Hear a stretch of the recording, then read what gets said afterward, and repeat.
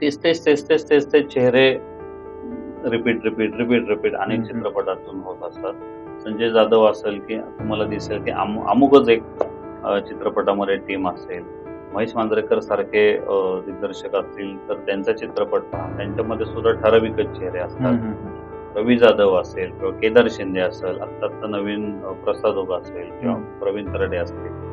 यांचे अनेकांचे चित्रपट तुम्ही पाहिले तर तुम्हाला एकाच साच्यातले आणि एकाच ठराविक कलाकार त्याच्यामध्ये तुम्हाला दिसतील आणि प्रेक्षकांना याच्यामध्ये नवीन पाहण्याची खरं तर उत्सुकता असते. नवीन चेहरे असतील किंवा वेगळे चेहरे पाहण्याची सवय असते आणि काहीतरी तुम्ही नवीन चांगलं प्रेक्षकांना देताय का? खरं तर हा मुद्दा खूप महत्वाचा आहे.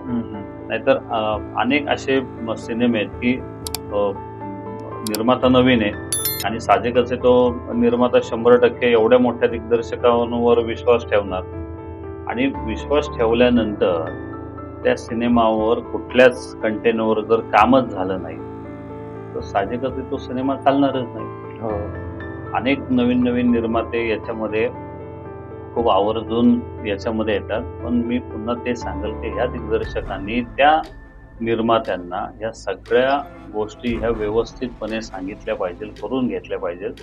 आता त्यांचं कसं असतं, त्यांच्या नावावर अनेक निर्माते त्यांना नवीन मिळत असतात आणि याच्यामध्ये ते एक सिनेमा झाला की दुसरा सिनेमा झाला की तिसरा आणि मी तरी त्यांच्यासाठी सिनेमा म्हणतोय, पण मुळात ते त्यांच्यासाठी प्रोजेक्ट म्हणून ते पाहत असतात.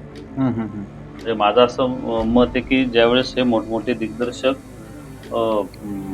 या चित्रपटांना एक मराठी चित्रपट म्हणून बघतील त्यावेळेस खऱ्या अर्थाने ते होईल. नाहीतर हे आत्ताचे नवीन दिग्दर्शक सगळे प्रोजेक्ट म्हणून पाहतात आणि प्रोजेक्ट म्हणून पाहताना साहजिकच समोर त्यांचं एकमेकांचं डिस्कशन होतं. सांच्या डिस्कशन मधनं ते एकमेकांना विचारतात, काय रे किती आहेत तुझ्याकडे प्रोजेक्ट? तो सांगत असतो, अरे आता 4 प्रोजेक्ट आहेत, अरे आता 3 लाईनअप मध्ये आहेत, अरे 4 लाईनअप मध्ये आहेत.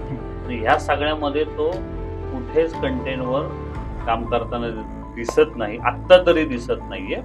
आणि याच्यामध्ये एक प्रोजेक्ट झाला की दुसरा झाला की तिसरा झाला की चौथा. कारण का त्यांना त्यांच्या नावावर अनेक निर्माते त्यांना मिळत असतात, मिळत जातात आणि मग त्यांना ते प्रोजेक्ट पटकन संपवून दुसरा प्रोजेक्ट करायचा असतो, तो संपून लगेच तिसरा करायचा असतो, तो झाला की चौथा करायचा असतो. याच्यामध्ये कुठंच कंटेनवर काम होताना दिसत नाही.